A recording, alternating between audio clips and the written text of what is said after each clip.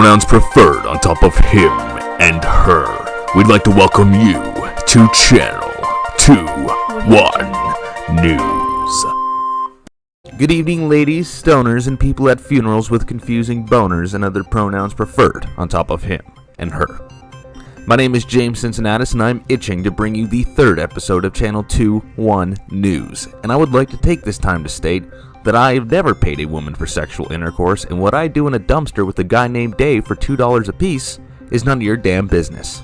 Haiti has spearheaded labor reforms with the announcement of a 54% increase to their minimum wage, resulting in the 24 people with employment in a country clearly in economic resurgence getting mugged multiple times a week instead of just on paydays. In other news, the U.S. Marines have begun actively attempting to entice every military-aged male named Kyle into volunteering with 3 complimentary cases of Bang energy drinks. A statement from a recruiting office said the recruiting campaign has also drawn in Chads, Brads, and Tylers, bolstering a unit of soldiers described en masse as a therapist's wet dream and a roll call nightmare. The Kremlin, in response, has issued emergency rations of toilet paper to their civilians who could not contain the torrent of terrified diarrhea that projectiled from their bodies at the thought of MAGA hats and crushed energy drink cans burying their cities. In hygiene, people who haven't bathed in days express disgust at people wearing masks, calling them political displays and disregarding countering arguments that these masks were the only method available to survive this average trip on the Barton Street bus. In exhausting news, logicians have concluded that sexualities have no adverse effect on people's lives, but do agree that assless chaps at 11 a.m. with the homemade sign drawn by Stephen Hawking in a public area is a bit of a bridge too far. Breaking news to every woman cuddling with a man she hasn't slept with either at all or within the last 30 minutes. That's not an iPod Nano weighing in at an astounding 1 inch. Wow. What?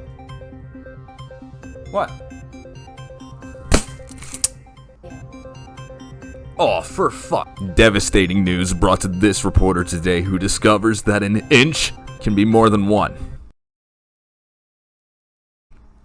You lied, Mom. You fucking lied. In petty news, some lying bitch's Mother's Day present from the No Frills Garden Center in the parking lot populated by talented discount hookers is going back into the garbage I stole it from. In economics, tweezer sales have plummeted and lifted pickup truck sales have skyrocketed at recent exposures of conspiracies involving mathematicians, Ivy League colleges, the United Nations, and supposedly Obama himself.